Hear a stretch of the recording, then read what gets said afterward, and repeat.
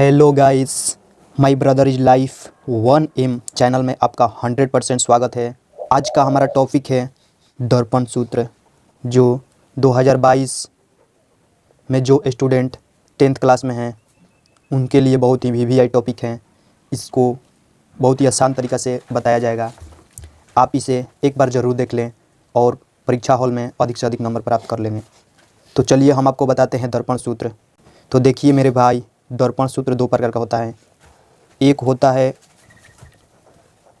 उत्तल दर्पण के लिए, एक दर्पण सूत्र होता है अवतल दर्पण के लिए। तो देखिए मेरे दोस्तों, उत्तल दर्पण के लिए सूत्र है 1/f बराबर 1/v माइनस 1/u। अवतल दर्पण के लिए सूत्र होता है 1/f बराबर 1/v जोड़ 1/u। ये आपका दो सूत्र होता है जो दर्पण सूत्र द्वारा पूछा जाता है हर एक बार 10th क्लास के लिए। तो चलिए आज हम लोग सिद्ध करेंगे अवतल दर्पण को पूरा अच्छे से और आसान तरीके से सिद्ध करके इस सूत्र को लाएंगे। तो चलिए टॉपिक की ओर बढ़ते हैं। तो सिद्ध करना है क्या हमें? अवतल दर्पण सूत्र 1/f बराबर 1/v जोड़ 1/u सिद्ध करना है हमें। तो इसको सिद्ध करने के लिए हमें एक फिगर की ज़रूरत पड़ेगी। तो सबसे पहले हम जान लेते हैं कि ये f क्या है, ये v क्या है और ये u क्या है। तो देखिए, f को बोलेंगे फोकस दूरी, v को बोलेंगे प्रतिबिंब दूरी, u को बोलेंगे वस्तु दूरी। हमें सिद्ध करना है कि 1/f बराबर 1/v प्लस 1/u। तो इसके लिए हमें एक अवतल दर्पण की ज़रूरत पड़ेगी। तो अवतल दर्पण को हम इस फिगर में बनाकर आपको बताते हैं। तो देखिए, MN हमारा एक अवतल दर्पण है। अवतल दर्पण उसे कहते हैं जिसका बाहरी भाग कलई किया हुआ रहता है, यानी पेंट किया हुआ रहता है। देखिए हम पेंट कर देते हैं इसको। तो ये हमारा हो गया अवतल दर्पण। अब इसमें हम फोकस बिंदु, वस्तु दूरी और प्रतिबिंब दूरी को दर्शाएंगे। तो इसके लिए हमें एक मुख्य अक्ष की ज़रूरत पड़ेगी। तो मुख्य अक्ष ये दर्पण का ध्रुव हो गया। अब देखिए, ये हमारा एक मुख्य अक्ष हो गया। यहाँ एक वक्रता केंद्र C है। इसको ठीक बीचों बीच फोकस बिंदु होता है जिसको हम F बोलते हैं। अब देखिए, यहाँ से यहाँ के दूरी को हम क्या कहते हैं? फोकस दूरी। और यहाँ से यहाँ के दूरी को क्या कहते हैं? तो वक्रता केंद्र यानी त्रिज्या बोलते हैं। तो उसको R से सूचित करते हैं। तो इसको हम बताते हैं। अब देखिए, वक्रता केंद्र और अनंत, वक्रता केंद्र ये हो गया, इसके बाद अनंत है, इसके बाद जितना दूरी बढ़ाइए तो अनंत और वक्रता केंद्र के बीच, यानी ये हमारा वक्रता केंद्र हो गया, इधर अनंत है। तो इसको बीचों बीच यहाँ हम एक वस्तु रखते हैं। देखिए, ये हमारा वस्तु हो गया, AB वस्तु हो गया।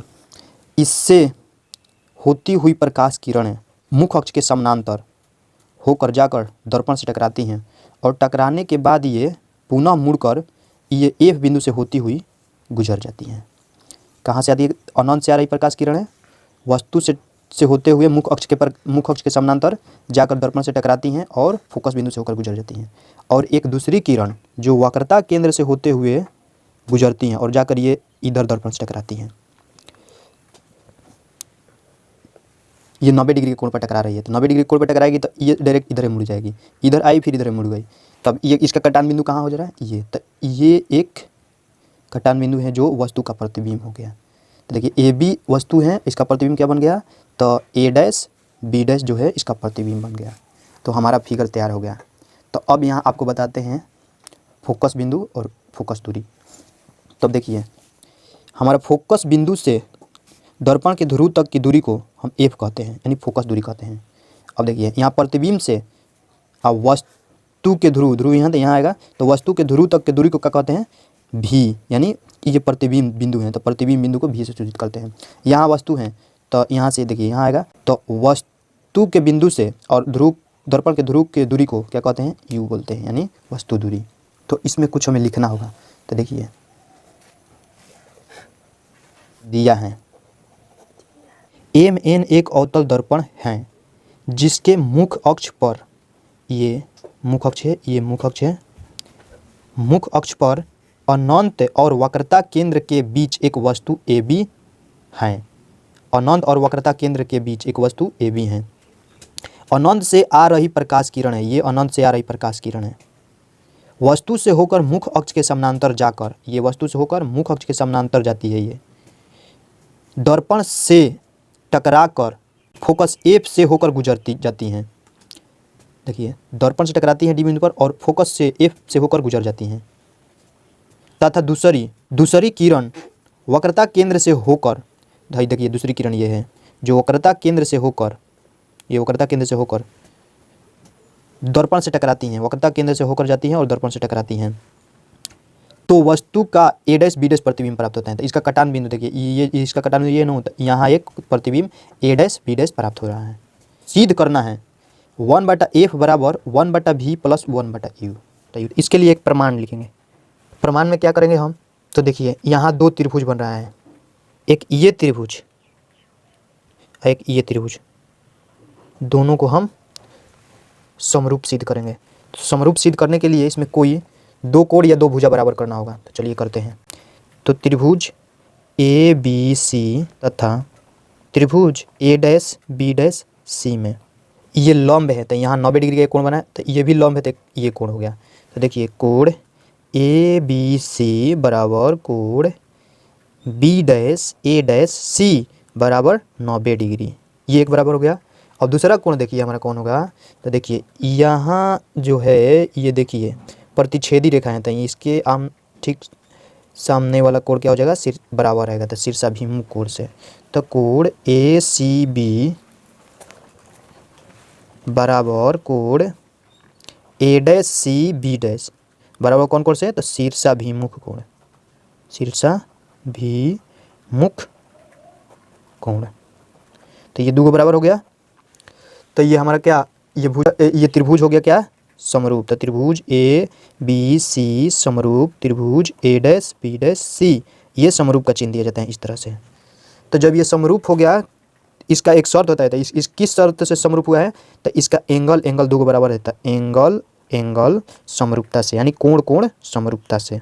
अब देखिए तो इसका अब भुजा समानुपाती करेंगे। तो देखिए कैसे करेंगे, ए बी लंब है, आइए ए डैश बी डैश लंब है, तो इसका देखिए ए बी लंब है, तो इसके ठीक नीचे हो जाएगा ए डैश बी डैश, समानुपाती हो गया, अनुपातिक हो गया, इसका भुजा अनुपातिक करेंगे। तो देखिए ए बी लंब है, तो इसका अनुपातिक में कौन है, ए डैश बी डैश।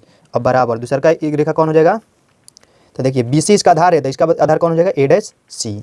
तो बी सी हो गया बड़े वाले ए बी सी त्रिभुज के लिए, और छोटे वाले त्रिभुज के लिए हो जाएगा ए डैश सी। तो ये दोनों भुजा अनुपातिक हो गया, तो इसको हम समीकरण 1 मान लेंगे। अब देखिए अब इसी प्रकार ये दोनों त्रिभुज में चलेंगे, डी पी एफ एक ये त्रिभुज, ए डैश बी डैश एफ एक ये त्रिभुज को समरूप करेंगे, तो ये दोनों त्रिभुज में चलेंगे। तो चलिए चलते हैं। त्रिभुज डी पी एफ तथा त्रिभुज ए डैश बी डैश एफ में, तो इसमें भी इसी प्रकार समरूप करेंगे। तो देखिए इसमें हो जाएगा डी पी एफ, इसका द्वारक छोटा है इसलिए इसको भी हम लंब है यहाँ, तो इसको लंब 90 डिग्री पर है, तो इसको भी हम समकोण मानेंगे। और एक ये हो जाएगा कोण बी डैश ए डैश एफ बराबर क्या हो जाएगा 90 डिग्री। एक यहाँ शीर्षाभिमुख कोण बन रहा है, तो इसको लिखेंगे कोण डी एफ पी बराबर कोण ए डैश एफ बी डैश, क्या कौन कोण, शीर्षाभिमुख कोण, भिमुख कोण। तो त्रिभुज डी पी एफ समरूप त्रिभुज ए डैश बी डैश एफ कौन कौन, तो एंगल समरूपता से। अब इसका भी भुजा समानुपाती करेंगे। तो चलिए करते हैं, डी पी बटा ए डैश बी डैश, दूसरा का हो जाएगा पी एफ बटा ए डैश एफ, ये हमारा समीकरण 2 हो गया। यहाँ दर्पण का द्वारक बहुत छोटा है, डीपी बराबर, इसलिए डीपी बराबर ए बी हो जाएगा, ए बी। तो अब हम डीपी की जगह पर ए बी लिख सकते हैं। तो डीपी है तो ए बी बटा में ए डैश बी डैश बराबर डी एफ बटा में ए डैश एफ, ये हो गया हमारा बराबर। तो इसको समीकरण 3 मान लेंगे। समीकरण 1 तथा 3 से, समीकरण 1 हमारा ये है, समीकरण 3 ये है, तो इसका एल एच एस दोनों बराबर हैं, तो आर एच एस भी बराबर होगा। तो आर एच एस में बी सी बटा ए डैश सी, इसका हो जाएगा डी एफ बटा में ए डैश एफ। देखिए यहाँ दर्पण का द्वारक बहुत छोटा है, इसलिए डी पी बटा ए बी। तो अब देखिए यहाँ डी पी के जगह ए बी लिख देते हैं, नीचे वाला जो कहते हैं डी एफ बटा ए डैश एफ, इक्वेशन 3। अब समीकरण 1 तथा 3 से, तो समीकरण 1 तथा 3, तो देखिए समीकरण 1 ये है, तो एक के एल एच एस, इसका एल एच एस दोनों बराबर है, तो आर एच एस वाला भी बराबर हो, तो एक का आर एच एस ये हो गया, 2 का आर एच एस ये हो गया, तो यहाँ लिख दिए। अब इसको हम और तोड़ के लिखेंगे, तो और तोड़ के लिखेंगे कैसे? अब देखिए बी सी हमारा ये है, बी सी ये है, तो देखिए पी बी ये पूरा यहाँ से यहाँ तक पी बी में से अगर पी सी यहाँ से यहाँ के ये दूरी निकालना, तो यहाँ से यहाँ दूरी एक ले लेंगे, एक यहाँ से यहाँ दूरी घटा देंगे, तो हमारा ये आ जाएगा। तो देखिए P B minus P C बटा में ए डैश सी ये लिखना है, तो पी सी में ले पी ए डैश घटा देंगे, तो P C minus P A dash हो गया। चूँकि दर्पण का द्वारक छोटा है, तो हम डी एफ को की जगह पर हम पी एफ लिख सकते हैं। तो द्वारक छोटा है दर्पण का, इसलिए डी एफ की जगह क्या लिख देंगे? पी एफ, यानी है जाए डी एफ बराबर पी एफ, यानी द्वारक छोटा है, इसलिए डी एफ बराबर पी एफ। तो डी एफ की जगह पर हम पी एफ लिख दिए। अब देखिए ए डैश एफ निकालना है, तो हमें पी ए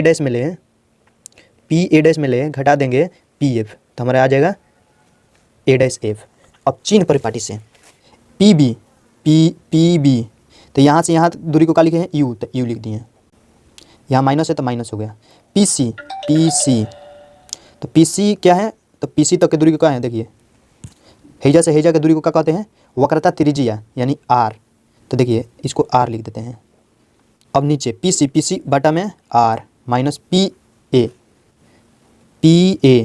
डैश को हम क्या लिखें? भी, तो भी लिखा गया बराबर। अब पी एफ को हम क्या? एफ, तो एफ हो गया। बच गया हमारा पी ए डैश, तो पी ए डैश को क्या लिखें? भी, घटाओ पी एफ को क्या लिखें? एफ, तो एफ हो गया। अब इसको मल्टीपल करेंगे, गुना करेंगे। अब यहाँ चिन्ह परिपाटी लागू करेंगे, चिन्ह परिपाटी। वस्तु हमेशा क्या होता है? माइनस में होता है, तो माइनस यू हो गया। अब देखिए माइनस आर को हम वक्रता त्रिज्या, फोकस दुगुना रहेगा तो वक्रता त्रिज्या, तो आर की जगह पर हम 2f लिख सकते हैं, तो इसकी जगह पर हम 2f लिख दें। ये प्लस में ही रहेगा, ये प्लस में रहेगा, तो इसलिए यहाँ माइनस है तो माइनस हो गया, यहाँ भी 2f हो गया। ये प्रतिबिंब वास्तविक है, इसलिए ये भी माइनस में होगा, तो माइनस माइनस क्या हो जाएगा? तो प्लस भी हो जाएगा। अब देखिए यहाँ एफ है तो एफ हो गया, जो कहते हो ये प्रतिबिंब दूरी है, तो प्रतिबिंब दूरी माइनस में हो जाएगा, एफ जो कहते हो। फोकस दूरी माइनस में होता है, तो इसलिए माइनस प्लस हो गया। ये फोकस दूरी अवतल दर्पण के माइनस में, तो इसलिए प्लस हो गया। ये भी माइनस में होगा तो ये प्लस हो जाएगा, यहाँ माइनस हो जाएगा। अब गुना करो, चलो गुना करते हैं। तो भी में यू से गुना करेंगे, तो भी में तो माइनस होना प्लस, तो यू भी हो गया। इसमें इससे एक बार करेंगे तो माइनस 2f भी हो गया। अब एक बार एक में इसमें तो यू में एफ में करेंगे तो माइनस यू एफ हो जाएगा। एक बार इससे करेंगे तो प्लस 2f स्क्वायर हो गया। अब एक बार इससे करेंगे तो प्लस 2 माइनस माइनस प्लस हो गया, तो प्लस नहीं लिखा देता है, तो एफ स्क्वायर हो गया ये। अब एक बार इससे करेंगे तो माइनस प्लस, तो माइनस भी एफ हो गया। इससे ये कट गया। अब देखिए ये प्लस में, इधर माइनस में, तो इधर आ गया प्लस में। तो चलिए करते हैं, यू भी ज्यों कहते हूँ, ये माइनस 2f भी ज्यों कहते हूँ, ये बच गया माइनस यू एफ ज्यों कहते हूँ। अब ये माइनस में तो इधर आया प्लस में, तो भी एफ ज्यों कहते हूँ, इधर बच गया 0। अब देखिए यू भी लिख दिए हैं। अब देखिए ये 2f भी है, एक एफ भी है, तो इसमें ले घट जाएगा ना, तो बच जाएगा माइनस 2 2 है, एक है, तो 2 में ले एक घटेगा तो कितना बचेगा? तो एक, तो एफ भी बच गया। ये बच गया यू एफ बराबर हो गया 0। अब इसमें गुना करेंगे सभी में, चाहे यू भी एफ से भाग देने पर सब में भाग देंगे, 0 में भी, तो देते हैं यू भी एफ माइनस एफ भी, इसमें यू भी एफ माइनस यू भी एफ बराबर 0 बटा यू भी एफ। अब देखिए एफ से एफ, यू से यू, एफ से एफ, भी से भी। अब देखिए यहाँ से यू भी कट गया, तो बचा का यहाँ, तो बचा 1 बटा एफ माइनस 1 बटा यू माइनस 1 बटा भी बराबर 0। अब देखिए इसको हम उधर कर देंगे, तो करेंगे तो क्या होगा? तो 1 बटा एफ जो कहते हो गया, माइनस में तो इधर आएगा तो प्लस में, तो 1 बटा यू, आई माइनस हो तो +1/v, तो हमारा यही सिद्ध करना था ना कि 1/f बराबर 1/u जोड़ 1/v, तो हमारा प्रूफ हो गया। तो इसको एक बार दो बार देखकर अच्छे से समझ लीजिए और परीक्षा हॉल में जाकर इसको अच्छे से कवर कीजिए और सोल्व कीजिए और अच्छे से अच्छे नंबर प्राप्त कीजिए। तो चलिए तब तक लिए नहीं, अब अगले वीडियो में मिलते हैं।